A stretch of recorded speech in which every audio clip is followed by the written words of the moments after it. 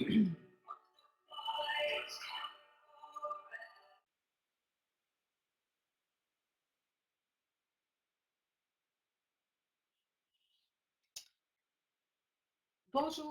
tout le monde, j'espère que tout le monde m'entend bien. Il reste encore des personnes à arriver, mais on va tout de même commencer maintenant. Donc, je... bonjour tout le monde et bienvenue à cet atelier de la CCP. Je vais essayer de mettre ma caméra si je peux y arriver. Voilà. Alors, j'aimerais rappeler que l'atelier est enregistré, de même que l'interprétation. Toutes les interventions directes peuvent être faites avec le microphone de votre ordinateur ou l'outil de clavardage. On va s'arranger pour que ce soit simple pour tout le monde. Pour les francophones, si vous prenez la parole, soit pour n'importe quelle des présentations, pour faciliter le travail de l'interprète, ce serait préférable d'avoir, si possible, un débit moyen. Ou si vous voulez qu'il n'est pas excessivement rapide, c'est juste un peu plus facile pour procéder à l'interprétation.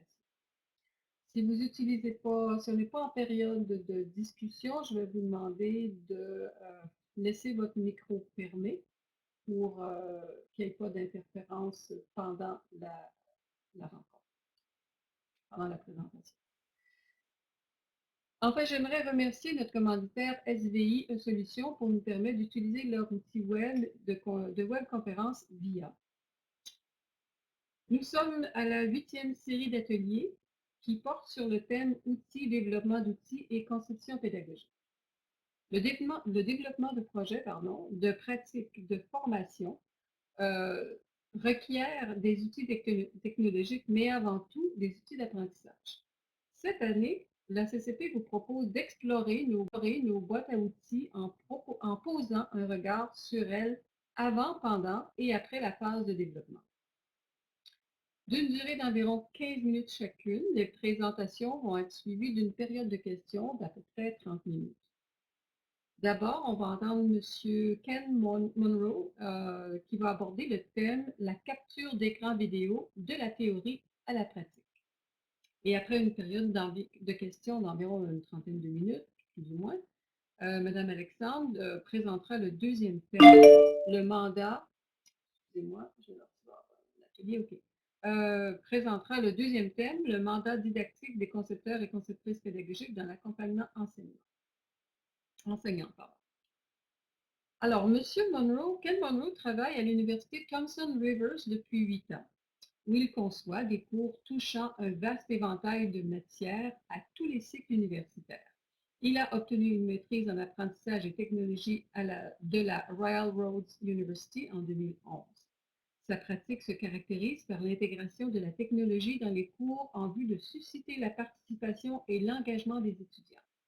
Il a présenté des communications sur des sujets divers dans des conférences au Canada, telles que celle du RCIE ou de l'ICDE. Alors, je vais laisser la parole maintenant à M. Monroe.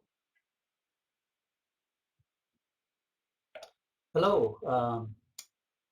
Thank you all for joining here today. As Carol said, my name is Ken Monroe. Bonjour to our friends in every part of the country.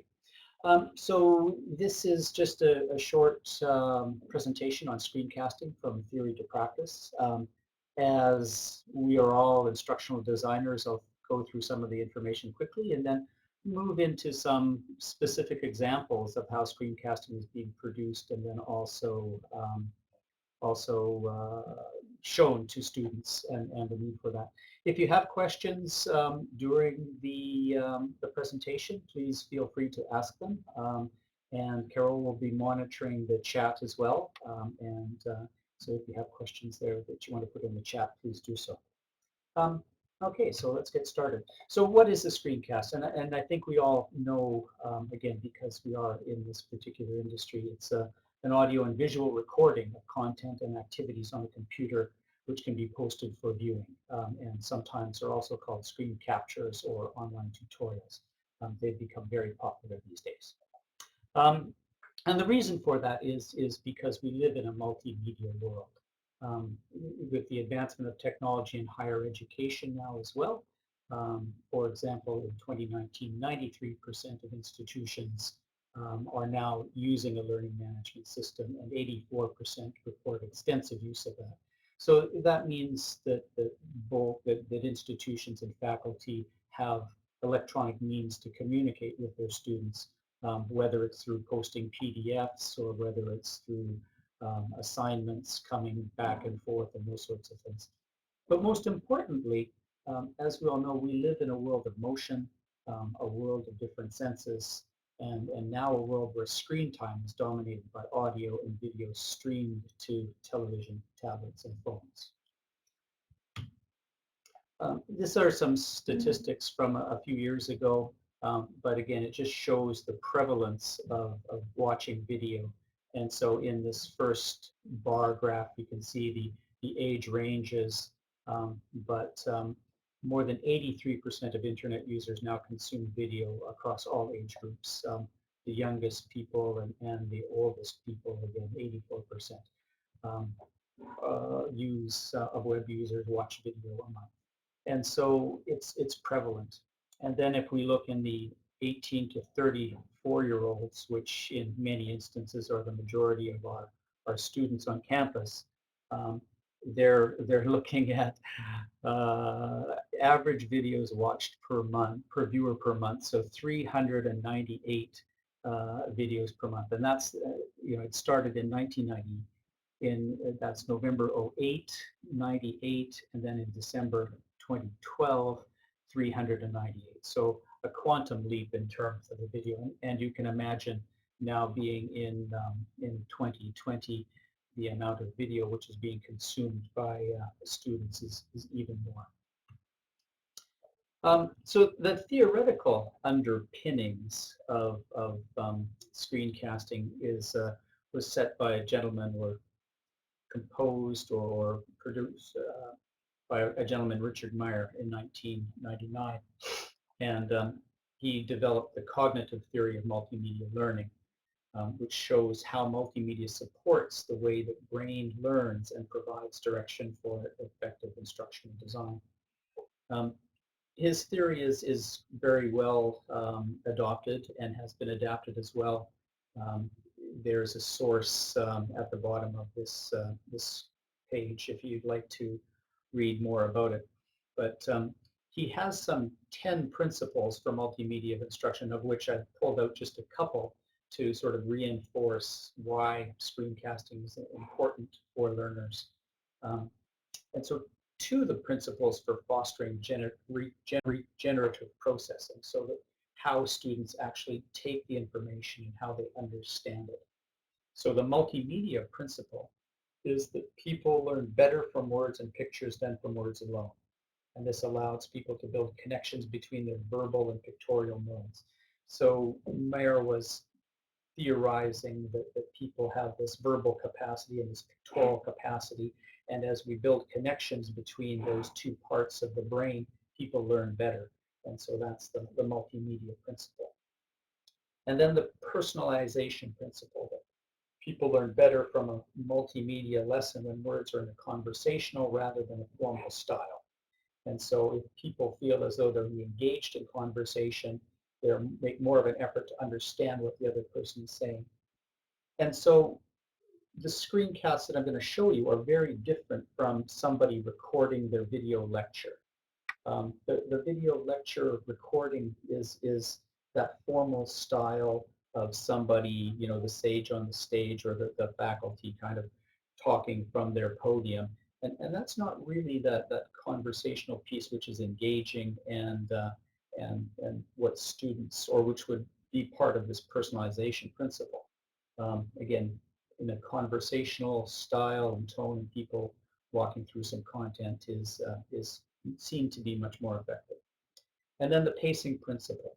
Better transfer occurs when the pace of the presentation is controlled by the learning rather than the program.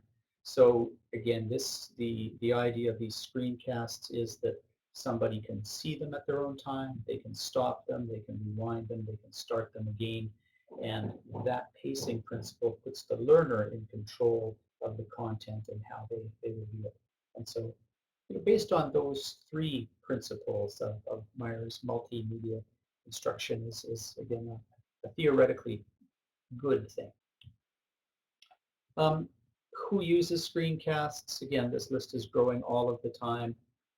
We see it in our institution more, but the prominence of what was lynda.com, which is now LinkedIn Learning.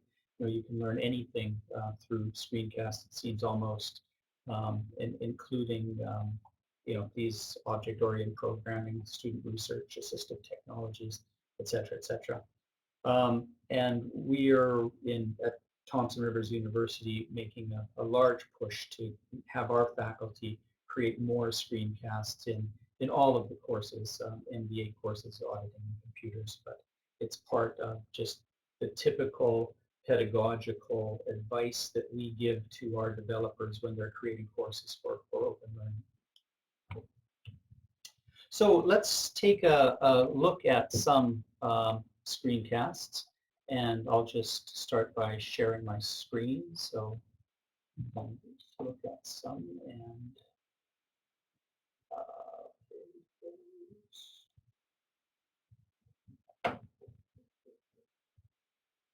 okay, so I hope you can see the first screencast. It's called the Big Bang Introduction. Can I just confirm that everybody can see that?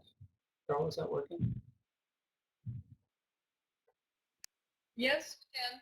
Great. Okay. So I'm sure that everybody has heard of and seen the Khan Academy. Saul Khan started this a number of years ago and has been tremendously successful in expanding the Khan Academy from what it was started as a map into all sorts of different topics. What's interesting to note here is that, again, there are transcripts available, and then he's got this linked to all of these things.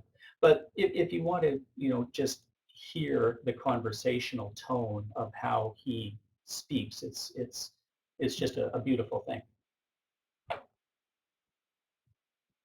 I should turn the sound on.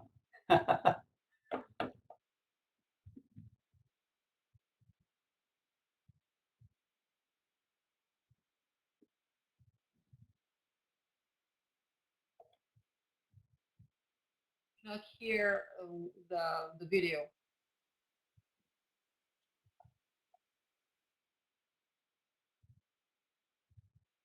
Hi, I'm sorry, were people not able to hear the video?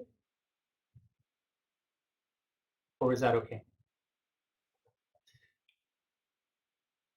At any rate, well, Saul Khan is so the Khan Academy. He's known for his use of a very conversational tone. He's got great techniques in terms of writing. He uses what's called a bamboo technology, which again one of our other people does as well. So the writing on the screen, different colors to highlight different things, and now the Khan Academy has these linked and lessons, and you can even do some quizzes and that sort of stuff. So the Khan Academy is one of the forerunning screencast development. Here I'll just show you one of the screencasts which have been done in our institution, and this was for this business course. It's a business modeling course. And then there's a couple of things to look at here.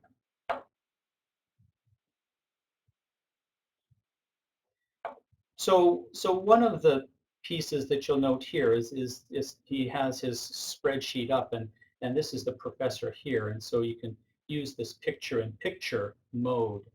One of the one of the unfortunate parts, I guess, in terms of this is the picture-in-picture technology is there, but it's also known to be or thought to be distracting to the learner. So it's good to have an introduction where you have your picture-in-picture, but then through your editing capabilities in your software to turn it off and then keep it on.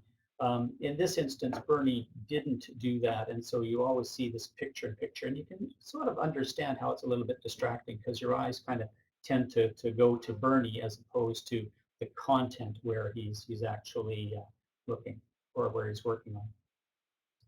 And so if we move it forward,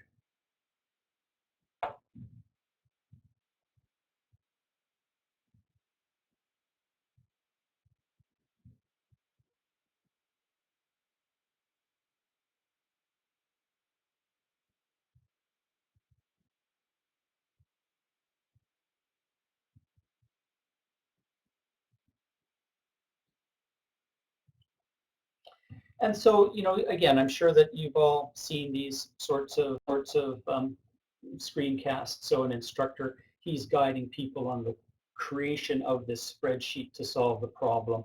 And this is an Excel modeling course. And so it's a really good tool to have students understand how to set up their spreadsheets, how to create the content, and move forward. In another type, this is very similar to what the Khan Academy would be, but here is one of our professors, and he does an accounting program, and he has a channel on YouTube, which is now, oops. So the problem of using YouTube is sometimes you have these ads that pop up if you're not one of their big users. But Tony, again, uses problem-solving skills through his screencasting and takes people through how to solve their accounting or how to create their journal entries and move through all of the steps of creating the journal entries and creating the financial statements. What's amazing in Tony's instance is that the scale that people have taken to this is quite amazing. So in this instance, this particular job costing Part 3 managerial accounting has 53,290 views since it was first posted in January 2013. Tony's channel is on YouTube, and actually he has over 1 million views on the different types of accounting problems. And so again, it just goes to show you the scale that that the screencasting can reach, and the real desire for students to take this information and get help this way. So that's 3 examples. I'll just do a couple more.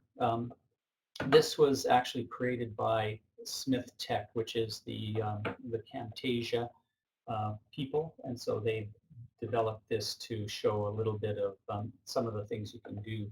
Again, it's kind of dated, but it's interesting. And so they have, first of all, some cute little animations about tanks and things. But if you go through,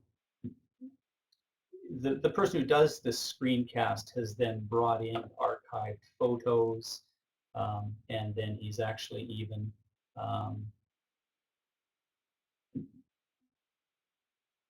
actually brought in content from the History Channel, and so you could, through copyright permission, access content which is on the television or television channels and bring this into your screencast.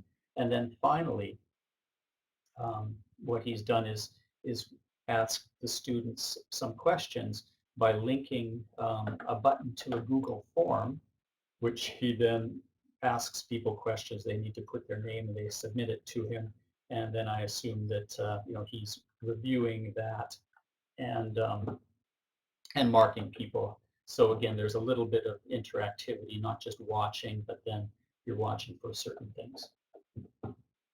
And then the final piece, which I just wanted to show in terms of some screencasting, is one of the more recent technologies, and it's the quizzing capability to build right into your screencast. And so I produced this just quickly last week, and this is in our system called Kaltura. And so what we see here, I just did some looked at the CBC website, and then within the video, these markers here represent questions which I've asked students. And so when it comes to that point in the video stops, the students are asked a question. You as a designer have a choice of multiple choice or true or false or a reflection question. And then once they answer that, then then the video proceeds, and that way, again, students are asked to interact with the video on a regular basis. What's nice about the Kaltura system as well is that the picture-in-picture exists here, but students can turn it off on their own, and they can bring it back if they want to see you, and they can even split the screen. But I'm not sure why anybody would ever want to do that. And so if we just move forward, I'll show you one of the quiz demos.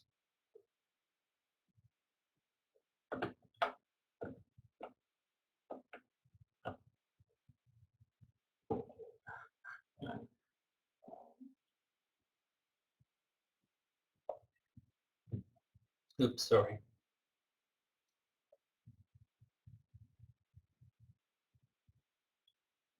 Oh, yeah, and so here is a multiple choice question, which is then about the content that was previously uh, presented in the video. So which of the following did not appear in the news headlines?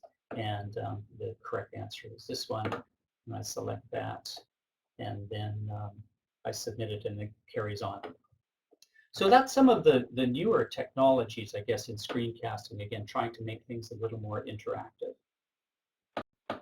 And so I'll just stop sharing that and bring us back to the screen. There we go. All right, so those were some of the examples of screen. Kevin, I just want to tell you there's only 2 minutes left, about 2 or 3 minutes left. Yeah, okay, no worries. That was so again. This is Tony Bell's channel, and you can see he's got 52 videos. There's 1,180,348 views. So this is a gentleman who has done a lot of screencasting. So just in wrapping up, the benefits for the students, varied sensory input, learning on demand. They can review it as many times, and the potential for improved cognition. The benefits for faculty provides a point of contact with the student. They can save time by answering questions, similar questions from many students. So putting up a screencast and using that as a frequently asked question answer. It provides information in a single location that has longevity, and students appreciate the effort. So there's a list of top seven list of software if you're interested in that. Articulate, Storyline, and then more recently at Thompson Rivers University, we're using a system called Kaltura, and Kaltura embeds directly into the learning management system. And really importantly, in my view as an instructional designer, allows video assignments to be uploaded back to the instructor that meets our privacy requirements in British Columbia and Canada, because the server is now in Canada, so we don't have to tell them to, or whatever, we don't expose them to YouTube or Vimeo. And then finally, this is an amazing resource for screencasting, Kathy Schwab's Guide to Everything. If you take a look at that particular site or Google it, she keeps it current, and it is an amazing resource, from resources, types of tools, to pedagogical information, to examples, to everything. So that's the end of my presentation, and thank you for being here. And I'm not sure if there was a questions and answers now or after the next presentation. There you are. Thank you very much, Ken. No, we continue with you. If someone had questions, we'll just let people to have few time to ask questions. Je vais maintenant parler en français. Je suis désolée pour l'interprète. Donc, nous procédons maintenant à la séance de questions. vous pouvez utiliser le clavardage, l'outil de clavardage, ou directement votre microphone. Si normalement tout le monde a les droits d'utiliser le microphone, donc allez-y. On attend les questions. On a quand même une petite période d'une trentaine de minutes à peu près pour la période de questions. Donc, on a amplement le temps d'aborder des aspects plus précis qui pourraient vous intéresser. Je pense qu'on a maintenant une question. Yes, we had a question here from Dingwall. What is your recommendation for instructors and SNES with regards to transcript for screencasting? Yeah, it's a very important part, and it needs to be considered. As you saw with the Khan Academy, transcripts are possible within the Kaltura as well. There's a captioning service which is available, and we've certainly subscribed to that. You know, it's time consuming and takes some thought, but it's an important piece, and it needs to be considered for sure. And so if you can do it, you need to do it. And if you're not doing it, you should be thinking about doing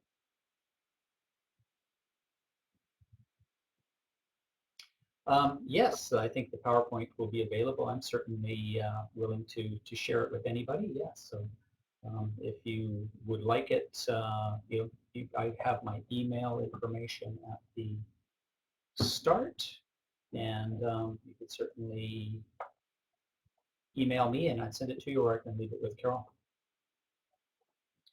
À ce niveau, je viens de vérifier, il est présentement disponible directement par l'outil VIA. Donc, il n'y a pas de problème pour obtenir la présentation PowerPoint.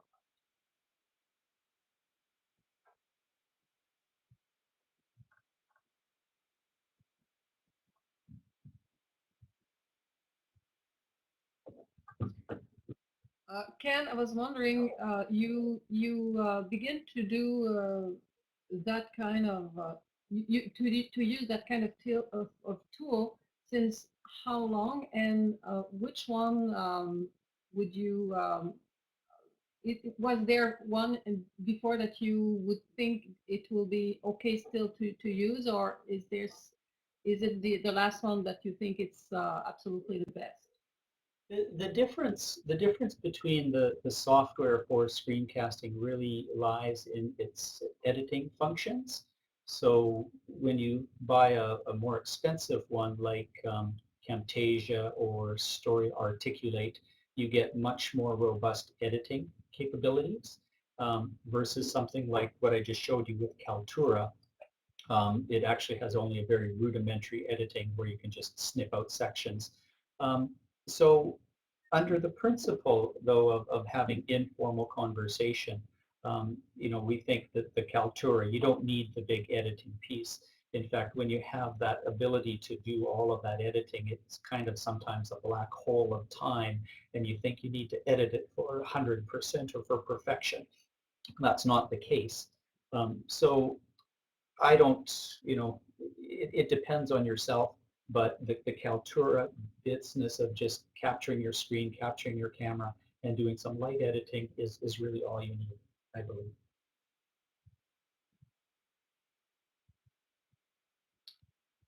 We have another question from you. Yeah, I will read. yeah. Are you okay with that? Yeah, well, I see it in the chat if that's the question. Yeah. Yeah, no more than 5 to 8 minutes.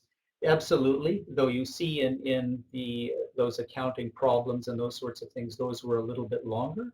But I think if you're presenting some information to people just in this kind of format, yeah, it's once you start going over 8 to 10 minutes, people lose their attention.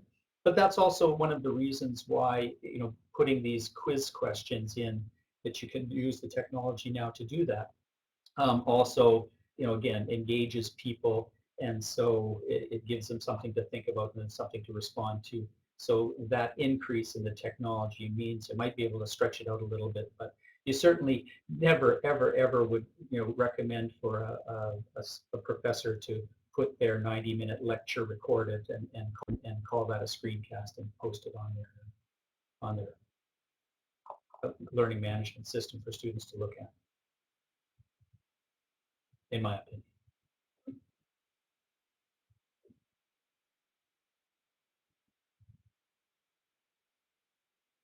I'm a little bit curious. What do you think of the TED presentations?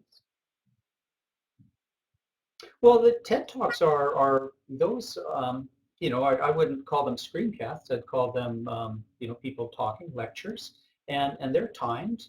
I don't think they're more than 15 minutes. I hope that they do get something in the interactive element to them because, there are interesting people talking about interesting things, but it is just, being part of being lectured to.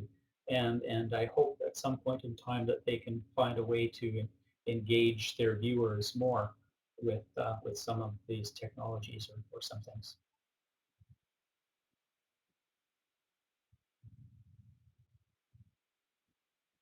Okay, there's another question here, and I will read it in French. Est-ce que le recours à la vidéo ne limite pas les interactions formateurs-apprenants, ce qui peut parfois limiter l'acquisition des savoirs, surtout si les apprenants ne sont pas très autonomes?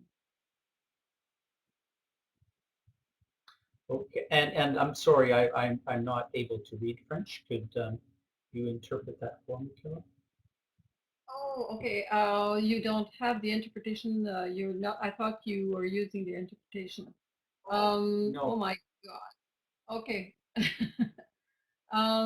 He asked. I will try. I will try. I'm not. I hope Dorothy will not blast me. He asked if using videos didn't limits the interaction between the learner and the teacher, which sometimes could go against the acquisition of the knowledge. Even more if the learner are not very much more very much autonomous. Well, I mean, I think that in general, based on the information that I presented, that the idea is that the screencast can be used effectively because it puts the learner in control of their learning at a time and a place where they want it. It might not be the only tool that somebody uses, and so you would never put it in isolation without other forms of contact between the instructor and the student. But it's a tool which is part of the overall course, the overall pedagogy of the delivery of what it is that you're trying to do. And in that sense, it can be effective, but it is not the only thing that should exist. I think is that answering your question?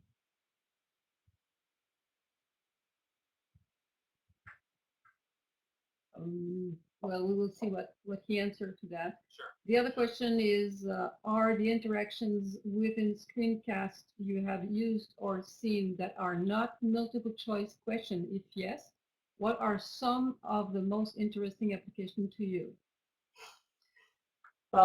Well, my favorite tool right now, yes, in terms of Kaltura, then the only choices that you have are multiple choice true and false questions, or you can ask somebody a reflection question. And so the third question in mine is a reflection, and you could then build that into the discussion forum. One of my favorite tools right now in terms of open source, not necessarily screencasting, but is a tool called H5P, and it allows you to actually have a video and then put hotspots or stop it and put hotspots into the video and launch different things. So it's not necessarily a screencasting tool, but it's a really neat suite of little elements, interactive elements that you can put into your course, into your learning management system directly, which has a lot of these interactions and lots of different types, including video interactions and then also drag and drops and flip cards and all of that kind of stuff. So, but that's a different presentation. But h5p.org, I can just put that into, if you go, I think, yeah. So if you go to that website, and be careful because there is an h5p.com site, and that h5p.com site will ask you for $50 a month. The h5p.org site is a free site.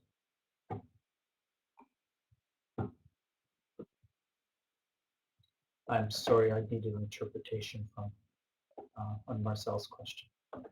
I don't know how that works.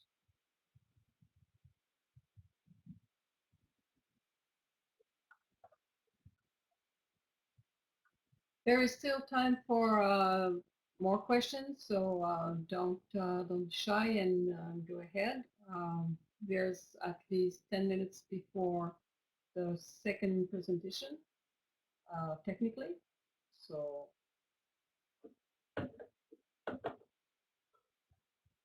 Was that a question from Marcel? Or? no, that was a talk to Hassan. Sure. So, no. Yeah, it was not a question. But I'm. How would you think? You know, one of the problems that I occurred many times is that there's so many tools. How long would it take to learn how to use it well? Especially if a teacher wants to use that right away. And so is it so much difficult and so much long because they don't necessarily have all the time, and they are not willing to again learn something else to do, etc. So how long does that take? There certainly is a learning curve, but it doesn't have to be long. Again, I don't believe that you know the perfection is the desired outcome. So what's important is that you do some pre-planning, that you have a script that you want to follow, that you have an understanding of what the learning outcomes are or that you want in this particular piece, and that you go through that. The technology itself, for people like us, we can manage these kind of things. Most people that have a reasonable level of computer skills will see that it's not difficult to use, and you improve quickly over time by using things like the highlighter or the point. But it doesn't have to be steeped in technology. It doesn't have to be perfect in terms of whether somebody says or makes a mistake and you just go back and that sort of thing. So there's only, there is a learning curve for sure, and if a faculty member isn't going to get on it, then there's not much you can do. But at the same time, if they do short ones, just a couple of minutes, a couple of minutes, a couple of minutes, then they'll start becoming more comfortable with the tool. And before you know it, I wouldn't say it would take more than a week or two before they'd have a system to deliver it as well, because in British Columbia, we can't. Thank you. And then hopefully the institution has a system to deliver it as well, because in British Columbia, we can't post things on YouTube and direct our students to go to it because of our privacy laws here. And I'm probably sure that that's the same across Canada. There's another question here. The first site example used a software for writing. What was that called? Oh, are you referring to the tool that Khan uses? Yeah, well, he uses it's called a bamboo, a bamboo pen, and it's a writing pad which you can purchase, and it allows you to write on the screen, and then it appears on that. And that's the same thing that our fellow in the accounting program uses. So it's a bamboo, and you can, I think those are a few $100s and that sort of thing on the Wacom tablet. Yes, that's as well. Thank you, Doris.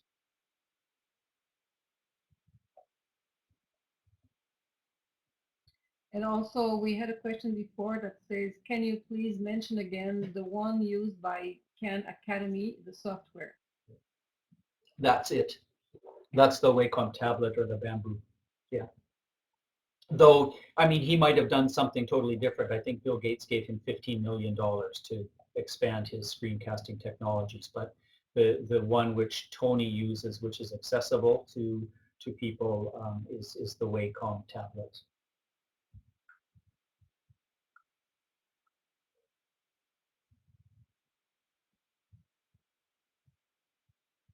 And Tony said it took him, a while to, because of the writing is a little unique, a unique skill, and so he had to spend some time learning that. But now it's second nature to him because he's been doing it for quite a while. I'm assuming somebody who had the iPad Pro and the pen will do the same. Yeah, in the Mac software, I confess I'm not so literate in Mac, but yes, they do have tools for sure that would be comparable to anything that you've seen here. And again, that's that site that I put earlier. This her site is absolutely amazing in terms of recent technology for all systems and that sort of thing. So if you are interested more, I would suggest if you don't find information here on her site, then it's not around. And she keeps it current. I think her last update was, the beginning or the middle of February of this year. So.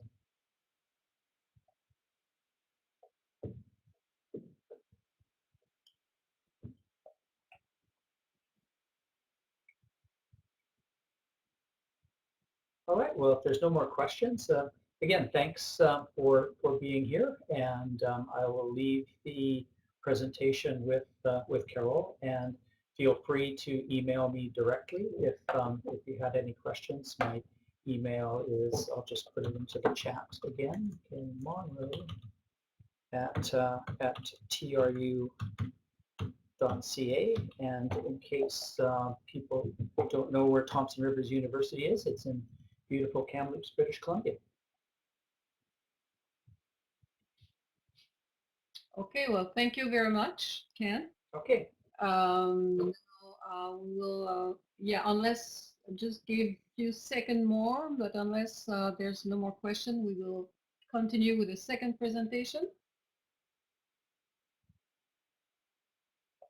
Okay, so I think we're good to go.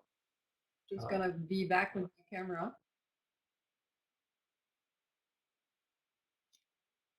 Okay, thank you. So, merci beaucoup pour cette présentation. Je rappelle aux anglophones, I will remind people that just to be very short, in order to be access to the interpretation service, you can dial in numbers or a long distance number and with the code that you're at the bottom of that page. So if you haven't done it yet, do it now because that'll be the French presentation. Donc, pour la deuxième partie de la présentation, Madame Alexandre va nous parler de le mandat didactique des concepteurs et conceptrices pédagogiques dans l'accompagnement enseignant. Excusez. Alors, Madame Alexandre détient un doctorat en éducation à l'Université de Sherbrooke. Elle a agi à titre de professeure en psychopédagogie de l'enseignement professionnel à l'unité départementale des sciences de l'éducation de l'UQAR. Membre du groupe de recherche sur l'entretien d'explication, le GREX2. Elle est chercheuse associée au Centre de transfert pour la réussite éducative du Québec, le CTREQ, et chercheuse au laboratoire en anthropologie de l'éducation à l'UQAT, UQAC et UQAR. Elle est chercheuse au laboratoire Living Lab en innovation ouverte du cégep de Rivière-du-Loup. Elle est également membre du comité scientifique international de l'Académie nationale des sciences et techniques du Sénégal. Ses travaux de recherche portent sur les savoirs enseignés en numérique et plus particulièrement sur l'élaboration des construits produits lors de l'exercice du processus de travail enseignant, le processus didactique, en formation à distance. Elle s'intéresse à la formation de formateurs, aux environnements numériques d'apprentissage et du savoir de métier en formation professionnelle et technique, le processus de raisonnement de métier. Alors, sans plus tarder, je laisse la parole à Madame Alexandre. Alors, bonjour, merci beaucoup de nous accompagner pour ce 45 minutes. C'est avec beaucoup de plaisir que je vais m'adresser aux concepteurs et conceptrices pédagogiques dans l'accompagnement enseignant. J'ajouterai juste à ma présentation que je suis cofondatrice du laboratoire Muse et FADU. Brigitte Morin est ma collaboratrice. Je vais lui laisser quelques secondes pour se présenter. Dans ce laboratoire-là qui s'appelle modélisation du savoir enseigné en formation à distance à l'université plus particulièrement, mais nos travaux nous amènent à toucher aux autres ordres d'enseignement. Alors, je laisse ma collaboratrice se présenter et je vous reviens. Alors, bonjour tout le monde. Je suis Brigitte Morin, donc conseillère pédagogique et technopédagogique pour l'Université du Québec à Rimouski. Et je suis aussi chargée de cours au niveau de la formation à distance. Et bien entendu, collaboratrice là, au laboratoire Musée FADU avec Mme Alexandre. En fait, au-delà de mes travaux de recherche, cet engouement que nous avons développé, d'où nous est venue l'idée du laboratoire Muse et FADU, c'est un petit peu le besoin qui crée l'organe. Le baccalauréat en enseignement professionnel à l'Université du Québec à Rimouski est le seul programme de formation à l'enseignement agréé par le ministère et qui se donne presque entièrement en formation à distance, selon certains modes d'hybridité, mais la plupart du temps, je vous dirais que c'est de façon asynchrone. Et cette petite équipe-là s'est mise à développer une classe virtuelle basée sur la proximité, basée sur la connaissance des étudiants, et c'est un petit peu le résultat de tout ça qui culmine aujourd'hui dans un outil diagnostique que je vais vous présenter. Il n'y a rien de plus pratique qu'une belle petite théorie, fait qu'en espérant que cet objectif-là soit atteint. Déjà, dans le titre, j'aimerais vous apporter que vous portiez votre attention sur le mot didactique. Juste pour effet de mémoire, je suis sûre que tout le monde le sait, la différence entre la didactique et le pédagogique, c'est que la place accordée au contenu à enseigner est vraiment privilégiée.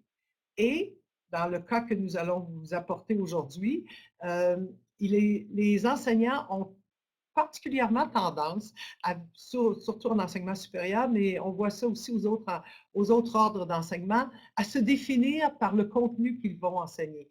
Donc, c'est pour ça que la didactique, dans les situations d'enseignement et apprentissage, comment ce contenu-là est-il transformé?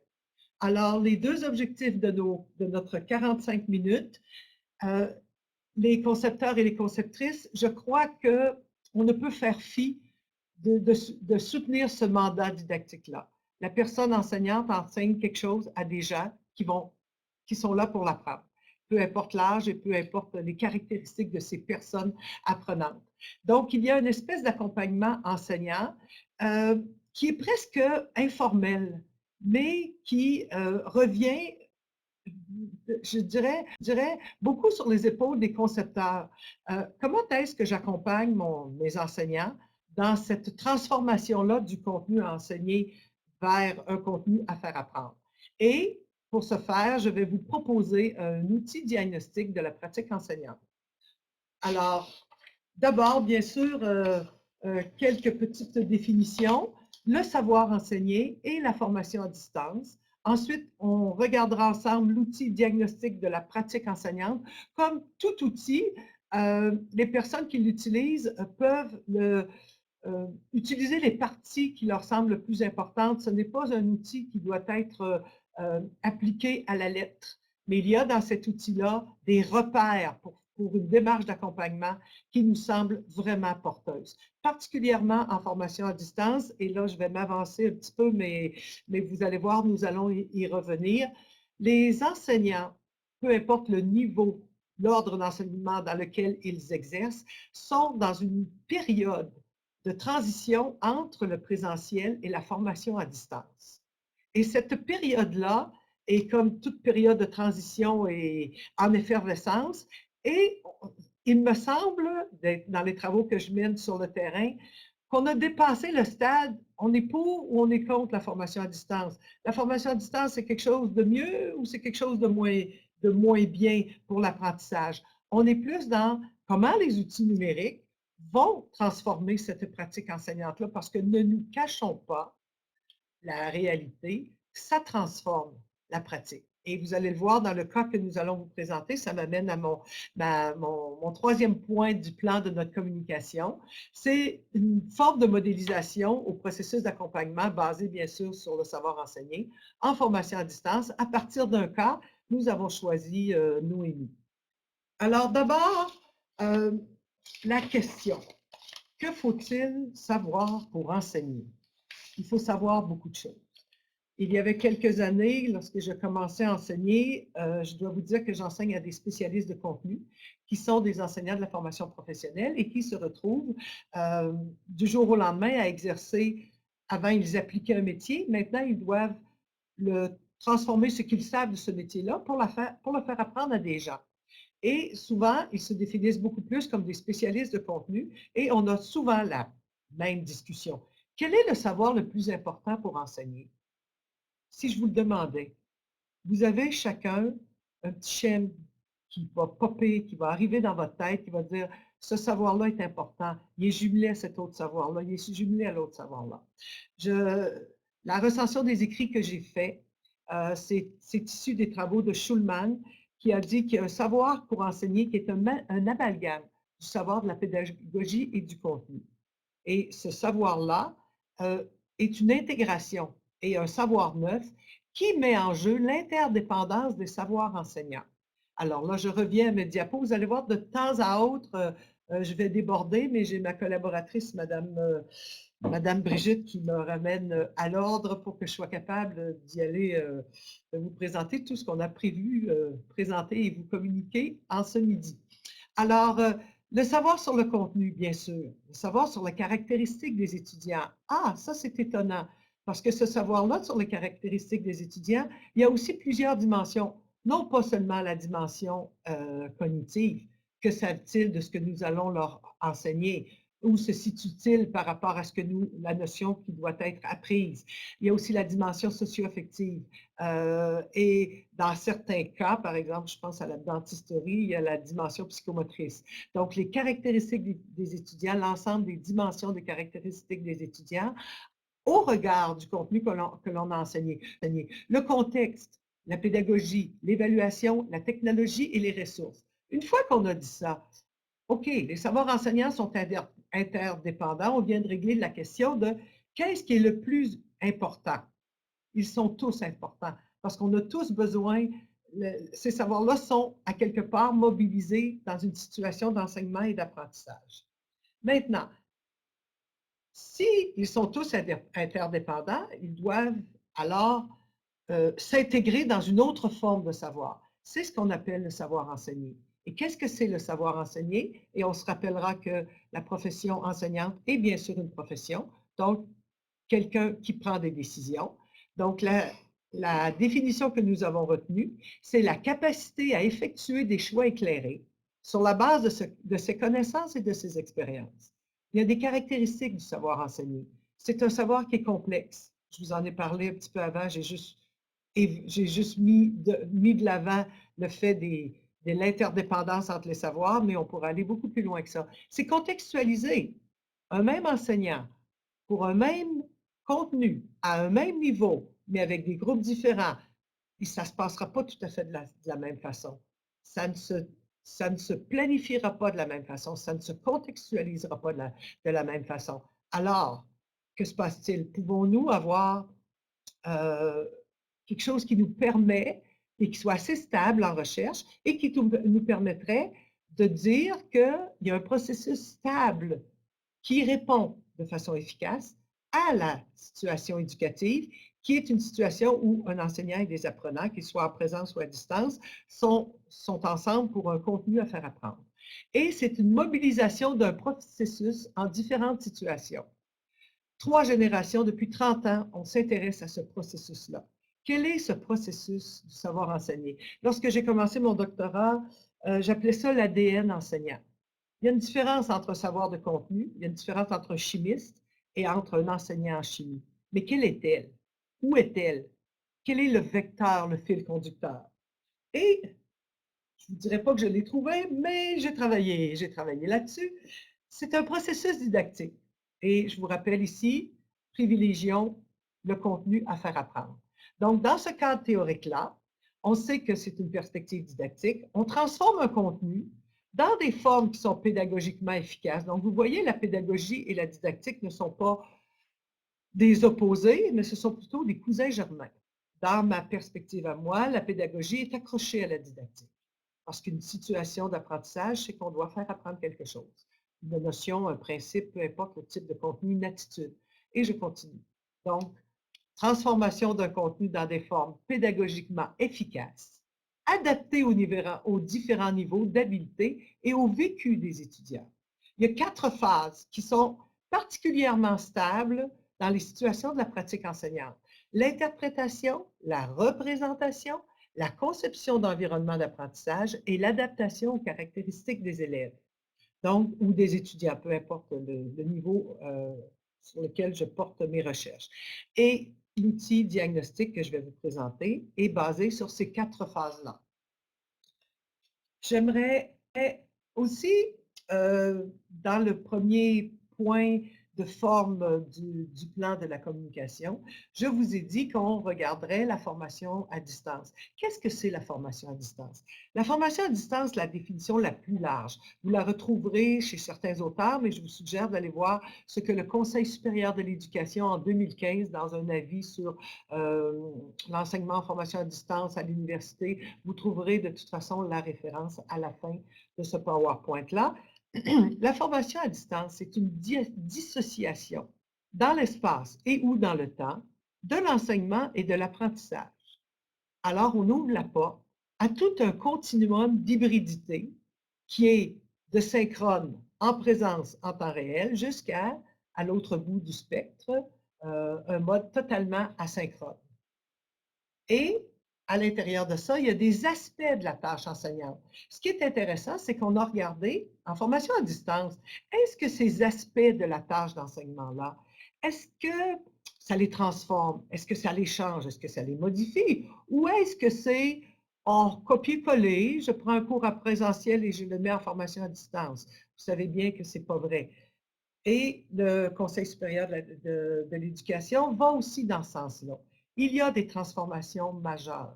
Donc, cette période de transition-là, je pense qu'elle doit être considérée avec beaucoup plus de sérieux qu'on a l'habitude de le faire maintenant. Et là, je parle moins des enseignants et des acteurs de terrain que souvent, je trouve que souvent la gouvernance n'est peut-être pas aussi au fait de tout ce qui se passe maintenant, de toute cette effervescence-là et de tout ce qui se passe sur le terrain. Pour les besoins de la communication d'aujourd'hui, on a choisi 2 aspects de la tâche d'enseignement en FAD. La conception, on va vous parler des résultats de Noémie, et l'encadrement. La conception, la planification d'un cours, mais parlons de conception, parce que c'est beaucoup plus ça, la planification va être assujettie à cette conception-là. C'est l'élaboration d'une activité pédagogique. Et qu'est-ce qu'on fait à l'intérieur de ça? On spécifie les apprentissages visés. On va voir dans le programme ou dans l'approche programme si on est à l'enseignement supérieur. On fait une recension des ressources utilisables. Les ressources peuvent être matérielles, numériques, matérielles et numériques, et aussi humaines. On définit la structure des activités proposées. On détermine des instruments d'évaluation. Peu importe que je sois en présence ou à distance. Et là, les concepteurs, conceptrices, vous allez probablement vous reconnaître. On est en train d'élaborer une activité pédagogique ou on est en train de planifier tout un cours. Le mot cours, est-ce que je parle de 3 heures de rencontre avec mes étudiants? Ou si je parle d'une session de 45 heures. On a le même mot, mais sous deux réalités différentes. Et l'enseignant a cette micro-planification-là et aussi cette macro-planification-là. Donc, activité pédagogique, ici, j'ai repris la définition du Conseil supérieur de l'éducation, mais pour les besoins de ce midi, allons-y dans un sens large. L'encadrement maintenant, c'est le soutien aux personnes en formation et la régulation de ce soutien-là. Tellement intéressant.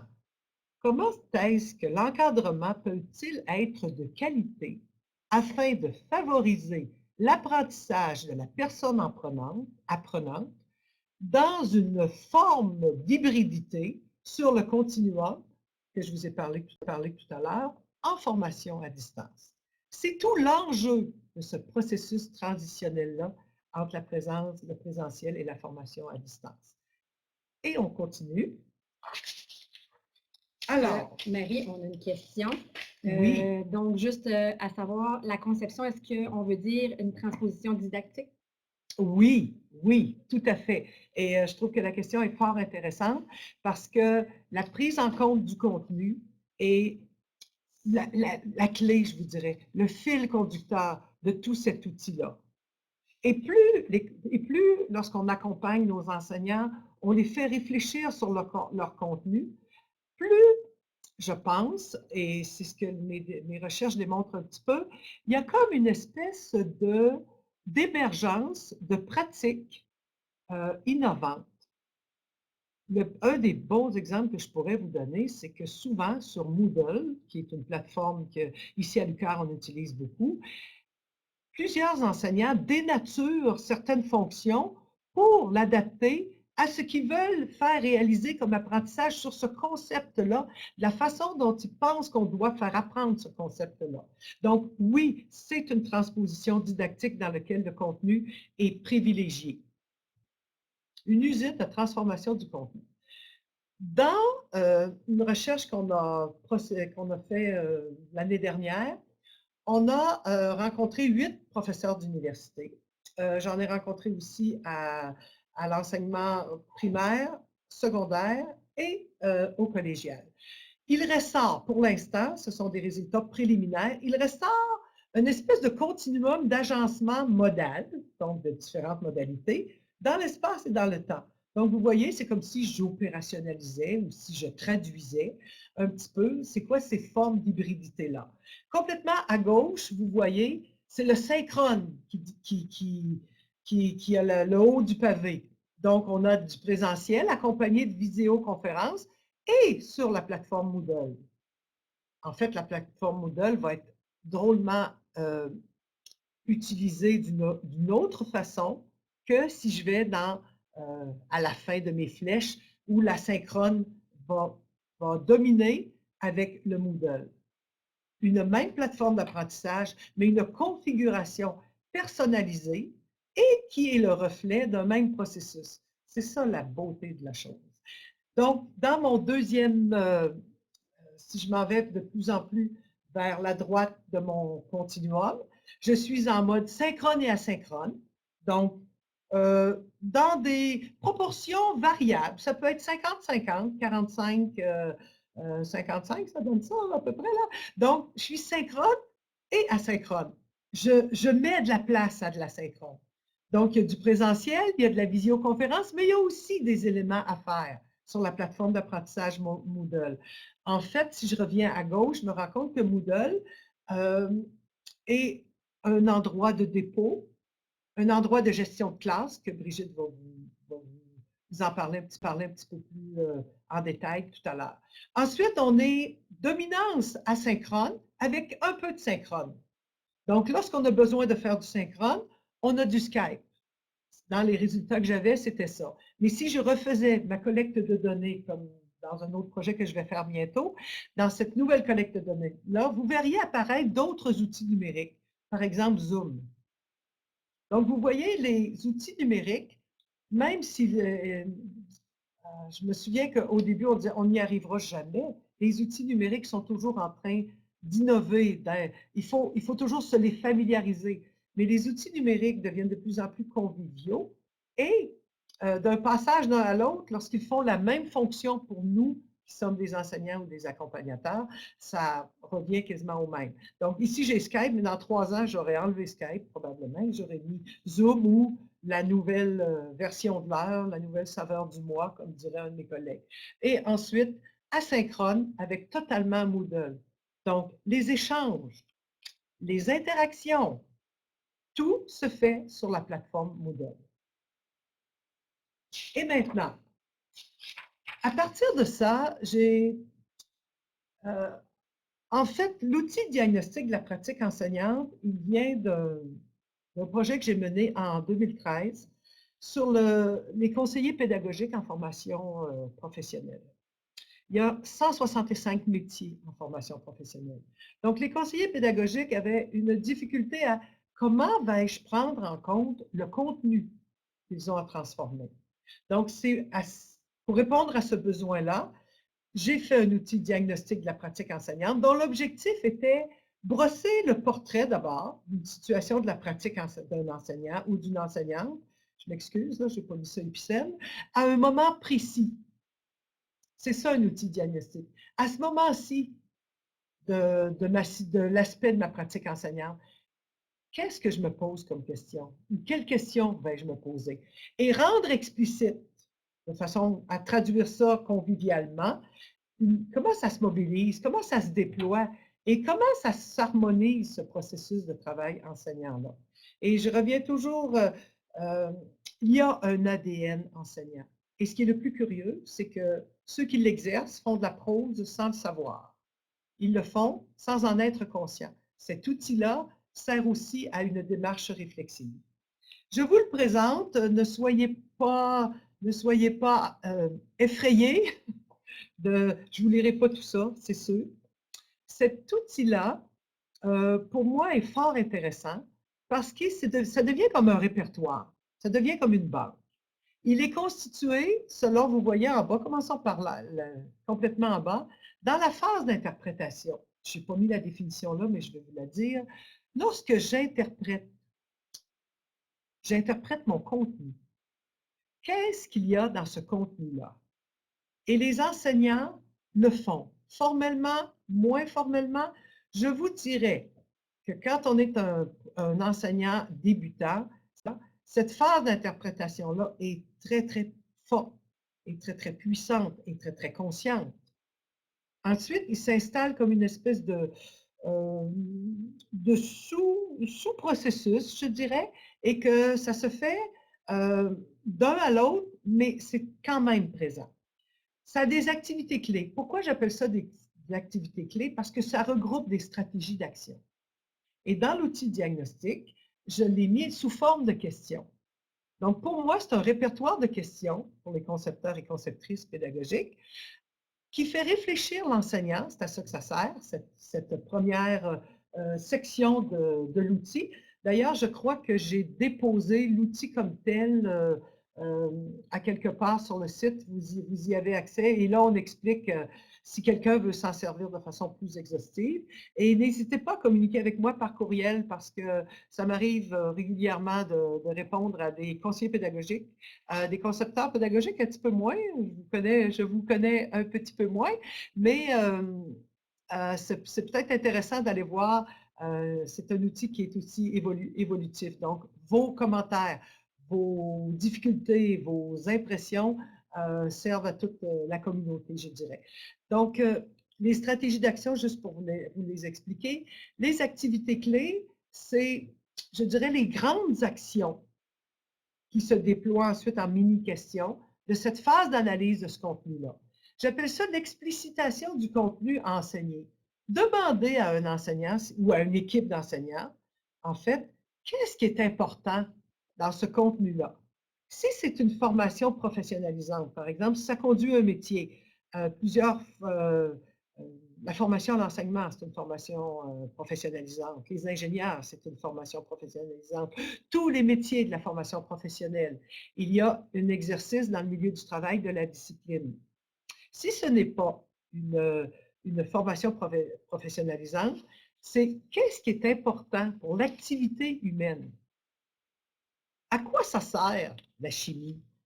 À quoi ça sert savoir les atomes? À quoi ça sert connaître certaines lois de la physique? Et ça, l'enseignant doit se les poser, ces questions-là. Et nous, lorsqu'on l'accompagne, c'est ce qu'on fait. Donc, je ne vous lis pas toutes les questions, mais je voulais juste vous expliquer un petit peu chaque phase. Je pourrais vous parler de chacune des phases. J'ai tenu à mettre dans le PowerPoint les questions, parce que dans l'outil diagnostic, il est plus en termes d'affirmation, parce que ça peut servir d'auto-évaluation, mais dans le cadre de conception pédagogique, je crois que ce qui est intéressant, c'est aussi de poser des questions, une ou l'autre. Ah oui, ton contenu, explicite-moi ton contenu. Contextualise-moi ce contenu-là. Qu'est-ce que c'est? Comment tu vas organiser en rencontre la session ou cette activité pédagogique-là? Comment va-t-elle s'organiser? Ça peut être des rencontres virtuelles. Et quelle mobilisation des ressources d'enseignement? J'attire votre attention sur quelque chose que je n'attendais pas dans les résultats qui me sont apparus de mes analyses. Les enseignants attribuent des fonctions aux ressources d'enseignement. Des fois, il y a de l'information, c'est de enrichir les contenus. Instrumenter lors du déroulement des rencontres soutient l'apprentissage. Et vous allez voir qu'on peut instrumenter des rencontres qui sont asynchrones. Disons un autre mot, ce n'est pas des rencontres, mais c'est des rencontres différées. Est-ce que j'ai une question? Oui, merci Brigitte. Donc, on veut savoir, ce sont les variables didactiques? Bon, là, sans entrer dans la comparaison avec la didactique des disciplines, je pense que c'est à ça que vous faites référence. Ce que je propose est moins une didactique des disciplines qu'une didactique de l'enseignement. À l'intérieur de ça, ce qui veut dire que, la question que vous me poseriez, peut-être que vous pensez, c'est, mais alors, où est la didactique du français, des mathématiques, de toutes les disciplines? Cette didactique-là s'insère dans cette méthode didactique-là que je propose, avec l'explicitation du contenu enseigné. Qu'est-ce qui est important? Qu'est-ce qui est difficile? En fait, la didactique du français, la littératie numérique, c'est ce qu'ils regardent. Ils analysent chacun des concepts et des contenus, mais dans la discipline qui est le français seulement. Et moi, ce que je vous propose, c'est une didactique qui se détache un petit peu de la didactique professionnelle, qui est comment est-ce qu'on se forme à l'enseignement, comment est-ce que la pratique enseignante, il y a des contenus dans la pratique enseignante. J'aimerais, pour répondre à votre question, les variables didactiques, j'ai écrit un article dans la revue McGill. J'aimerais ça que vous alliez le lire parce que je fais la comparaison avec contrat didactique, schème didactique, invariant didactique. J'ai repris en fait les concepts des didactiques des disciplines qui sont des concepts porteurs et qui sont, je dirais, pas nos grands-pères, j'aime pas ça dire ça comme ça, qui sont en fait les fondateurs de tout. J'ai appuyé mes travaux. Ça m'a permis d'aller un petit peu plus loin. Une chance qu'on a eu des concepts de la didactique. Fait que j'aimerais ça. Oui, je vais vous l'envoyer le lien, pas tout de suite là, mais écrivez-moi par courriel, je vais vous envoyer l'article, ça va être encore plus simple. Alors oui, je continue. Je ne vous lirai pas les trois, donc allons-y. Vous avez phase de représentation, les questions. Vous avez aussi phase de conception d'environnement d'apprentissage et vous avez la dernière phase qui est l'adaptation aux caractéristiques étudiantes. Et là, j'attire votre attention sur quelque chose qui m'a semblé très important parce que ces résultats-là me sont apparus. On parle du maintien d'une relation significative, mais encore, on parle de la reconnaissance de la dynamique particulière d'un groupe. Et pour enseigner en formation à distance asynchrone depuis au moins 10 ans, j'ai quelquefois à faire de la discipline, même si je ne connais pas les personnes qui sont devant moi. Mais regardez, ce qui est le plus intéressant, on détermine des paramètres d'apprentissage. Ces étudiants-là devant nous, que savent-ils? Que croient-ils? Quelles sont leurs principales difficultés dans l'apprentissage de ce contenu? Alors que dans la première phase, je partais j'analyse mon contenu. Qu'est-ce qui est majeur dans ce contenu-là? Et maintenant, les étudiants qui sont devant moi, donc vous voyez l'interdépendance maintenant de chacune des phases. Ensuite, on soutient l'intérêt, on ajuste au déroulement des rencontres, le mot rencontre, on pourrait mettre même virtuel. Alors, je n'y vais pas plus loin là-dessus parce que je pense qu'il y a une appropriation. Moi, ce que j'aimerais que vous fassiez, c'est peut-être lire, souligner des questions qui vous appellent, que vous aviez déjà et que peut-être ont une formulation un petit peu différente. Et je vous dirais, testez avec des enseignants. Posez ces questions-là avec des enseignants. Moi, ce que j'ai découvert, c'est que j'ai une fois posé des questions dans le cadre d'un entretien d'explicitation, que je n'ai pas le temps de vous parler aujourd'hui, mais ça fait évoquer la personne. Et mon problème, c'était qu'après la collecte de données, cette personne-là ne désévoquait plus. Il fallait que je la sorte de son état second parce que, ah oui, je n'avais pas vu ça. Rendre conscient, en fait, le message, rendre conscient grâce à cet outil-là, ce que l'enseignant exerce comme processus et qui n'est pas formalisé. Et plus il va être formalisé, plus sa démarche réflexive sera efficace et donc votre soutien à cet enseignement-là d'un contenu sera encore plus efficient, je dirais. Voici Noémie qui conçoit un environnement numérique d'apprentissage. Juste avant de donner la parole à Brigitte, une étape de la puissance du modèle d'analyse. Pourquoi quelqu'un pourrait dire « Ouais, mais ce n'est pas des actions. Ils vous ont parlé. Ça ne peut pas être des actions. » Oui, ce sont des actions parce que c'est basé sur une démarche rigoureuse d'analyse qui permet à la personne d'avoir évoqué. Et lorsqu'on traite les données, qu'on les organise, on sépare, on distingue les énoncés descriptifs du vécu de ceux qui ne sont pas descriptifs du vécu. Donc, sont enlevés les croyances, les principes, les savoirs, les conceptions, les représentations. Voici à gauche la différence. J'ai essayé, je me pose, je mets, j'enlève. Alors que c'est jamais clair tant que je n'ai pas fait ça. Voici un principe. J'essaye de. C'est la différence entre les actions. En fait, je vous remercie d'avoir écouté toute cette partie théorique-là. J'aimerais vous amener maintenant à Noémie. Je ne sais pas pourquoi on ne voit pas, mais Noémie se situe, avant de donner la parole à Brigitte, Noémie se situe à la partie totalement gauche. Elle fait plus du synchrone, elle est en majorité synchrone. Elle utilise une visioconférence en même temps que du présentiel et elle utilise aussi la plateforme Moodle. Alors, si vous n'avez pas d'autres questions, je passe tout de suite la parole à Brigitte. Alors, l'analyse des données concernant la situation de planification et plus précisément le contenu à enseigner révèle une reconfiguration temporelle qui consiste en une suite de périodes interdépendantes entrecoupées d'intervalles. Donc, la figure qu'on a ici présente les étapes du cycle de la planification d'un cours en formation à distance. Alors, il y a 4 étapes qu'on voit ici pour pouvoir arriver à concevoir un cours. Donc, on parle de la cogitation, de la pause, l'étape importante, la formalisation et la finalisation. Alors, on voit que la flèche là, montre le cycle de reconfiguration et puis on sait qu'on est loin de la feuille de planification d'un cours. On poursuit. Donc, à la première période, la période de cogitation, la caractéristique est la période d'émergence des idées.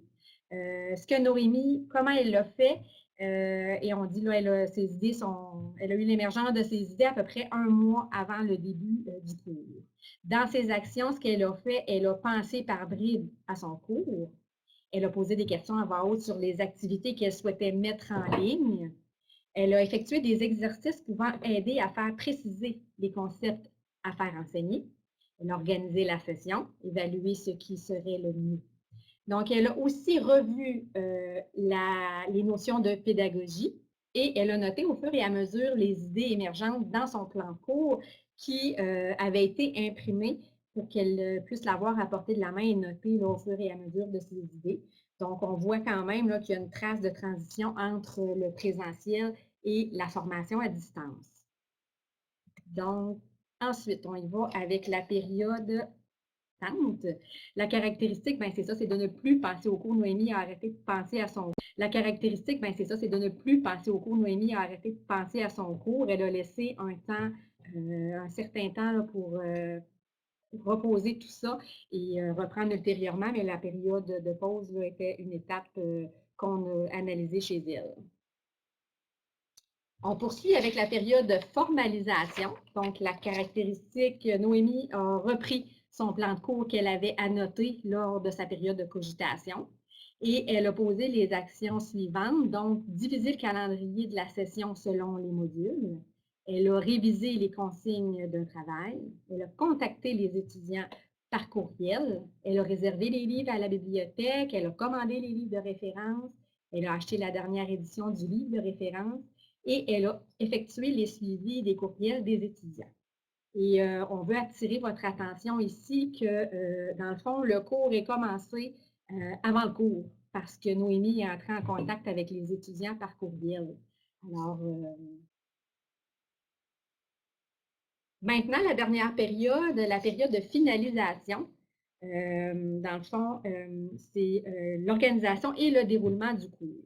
On a repéré 3 grandes dimensions qui se sont interreliées, soit la plateforme numérique d'apprentissage, le plan de cours qui est devenu le fil conducteur et le groupe d'étudiants. Donc, pour chacun de ces grandes dimensions-là, chacune de ces grandes dimensions, on y va avec la plateforme numérique et elle a vérifié son fonctionnement.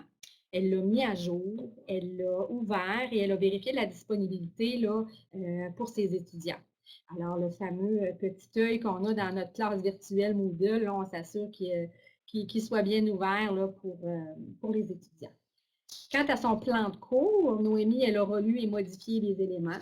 Elle a déposé et rendu disponible son plan de cours, puis, encore une fois, elle a imprimé une copie papier. La preuve encore là, de la transition présentielle vs formation à distance. Et finalement, son groupe d'étudiants, ben, elle a imprimé, vérifié ses listes, elle a effectué des échanges courriels, invité à entrer dans la classe virtuelle, préparé la rencontre en présence et finalement vérifié l'entrée en classe virtuelle avant le cours en présence. Je voudrais juste attirer votre attention ici. Il y a comme 3, si on avait un triangle, on voit que la plateforme numérique d'apprentissage, le plan de cours et le groupe étudiant forment un tout qui doit être cohérent. Le fil conducteur didactique, c'est vraiment le plan de cours, particulièrement en formation à distance. Et au fur et à mesure, c'est pas là-dessus, mais au fur et à mesure, dans les rencontres avec Noémie, lorsqu'elle amenait des modifications, elle retournait sur sa plateforme numérique d'apprentissage et elle insérait tout de suite ces modifications. Donc, il pouvait avoir 2 ou 3 plans de cours durant l'ensemble d'une période sur 45 heures.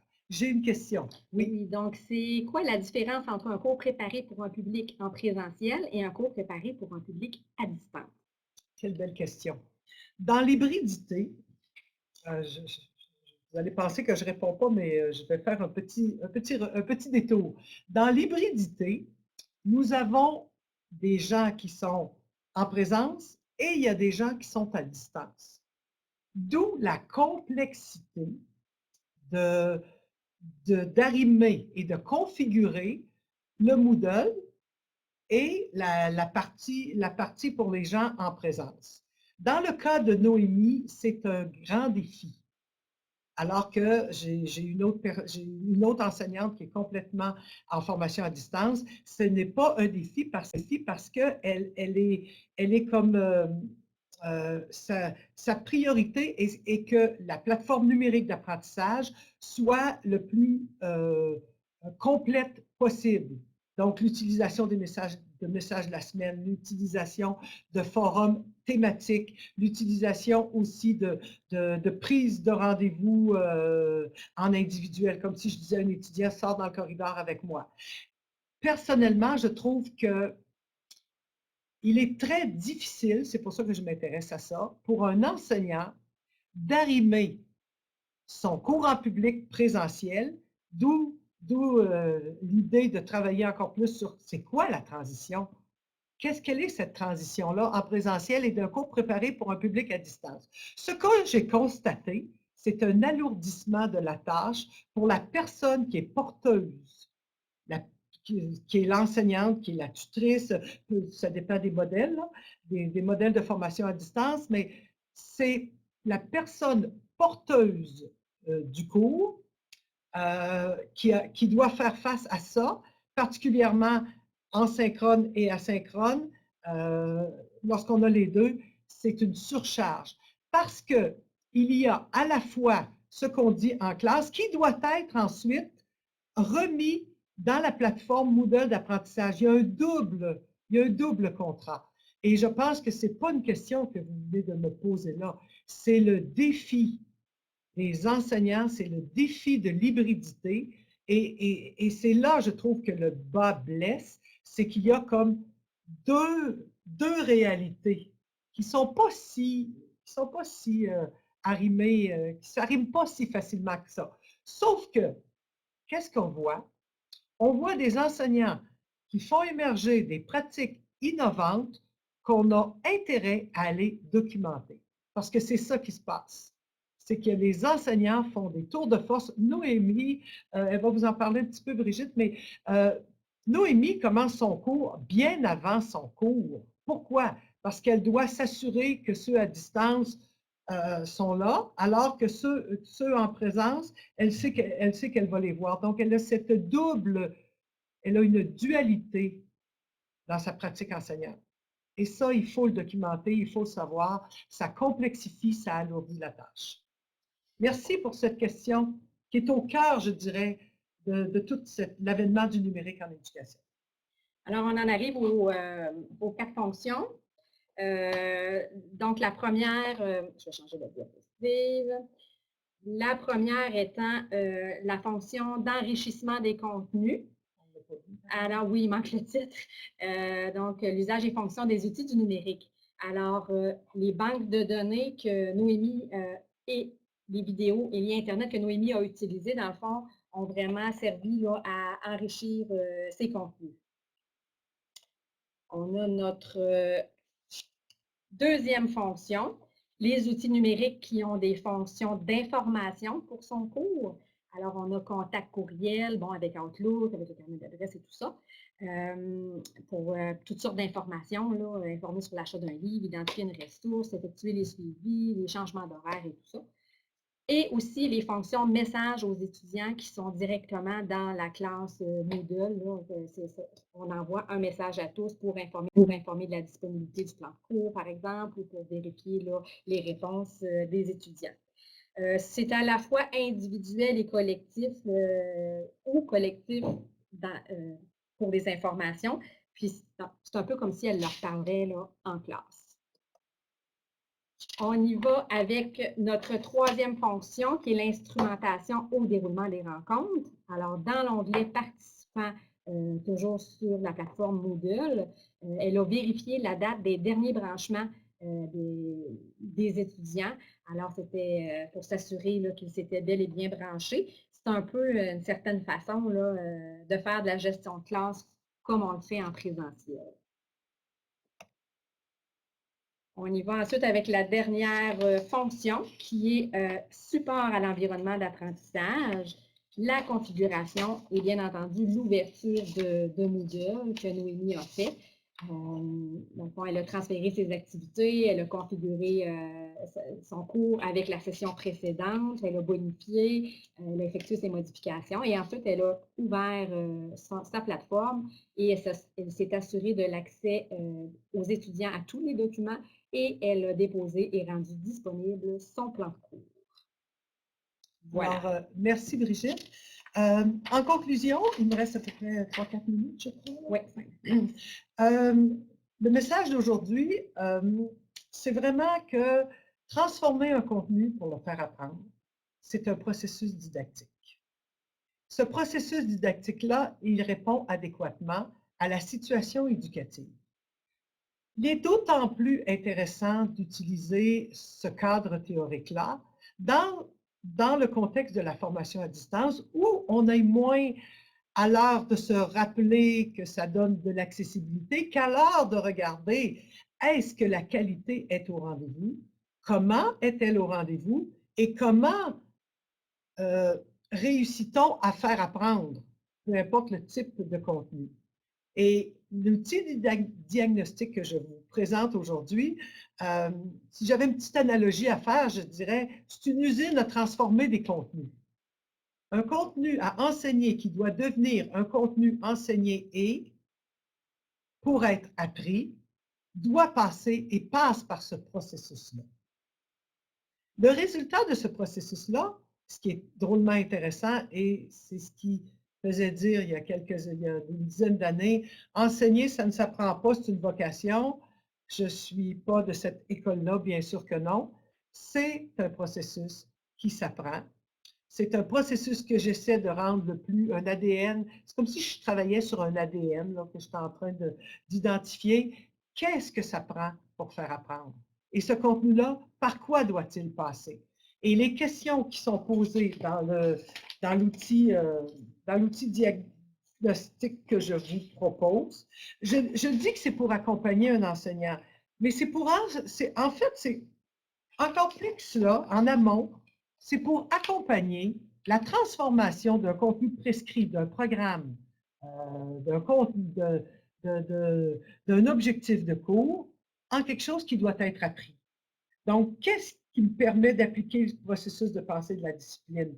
Quel type de contenu? C'est quoi la place de ce contenu-là dans le parcours, le curriculum de ce groupe d'étudiants-là? Comment est-ce que ça s'organise? Comment on va structurer chacune des, on dit rencontres, mais comment est-ce qu'on va structurer l'encadrement? Aujourd'hui, on ne vous a présenté que la partie conception du cours. J'ai d'autres résultats qui vont probablement être je viens dans un livre de Mme France Lafleur, je viens de donner les résultats concernant l'encadrement. Et là, je vois émerger des types de présence en formation à distance avec 8 enseignants de façon différente qui sont à la fois proactifs, rétroactifs. Je vois poindre des pratiques émergentes. Et c'est ça que je ne veux pas perdre dans cette transition-là. Et pour ne pas faire ma conclusion aussi longue que la présentation, permettez-moi de vous remercier de votre attention et de se rappeler, concepteurs et conceptrices, de se rappeler que cette transition-là, elle doit être accompagnée et de surtout le dire. Nous sommes dans une transition présentielle formation à distance, peu importe la modalité. On n'en est plus à se battre sur la modalité. On en est maintenant à regarder comment ces nouvelles modalités-là, ces nouveaux outils numériques-là, peuvent-ils contribuer à mieux faire apprendre et à apprendre de façon efficiente et de qualité. Je vous remercie beaucoup. Alors, on arrive maintenant à la fin et j'en profite, je prends quelques minutes pour remercier chaleureusement Mesdames Alexandre et Morin et Monsieur Monroe pour leur participation. L'enregistrement de cet atelier va être disponible dans quelques heures. Vous allez recevoir un lien à cet effet-là. Et finalement, j'en profite aussi pour vous annoncer que le prochain atelier va se tenir le 17 avril 2020. Je vous remercie tout le monde pour votre présence et je vous souhaite une excellente journée. Si on arrive à 12h30, donc en principe c'est terminé, je vous invite pareil à communiquer avec Madame Alexandre par courriel, puisqu'elle a fait l'invitation, et Monsieur Monod également. Il n'y a pas de problème. Les PowerPoints sont disponibles à partir de VIA aussi. Donc, voilà. Et merci beaucoup pour tout le monde et bonne journée. Merci. Au revoir.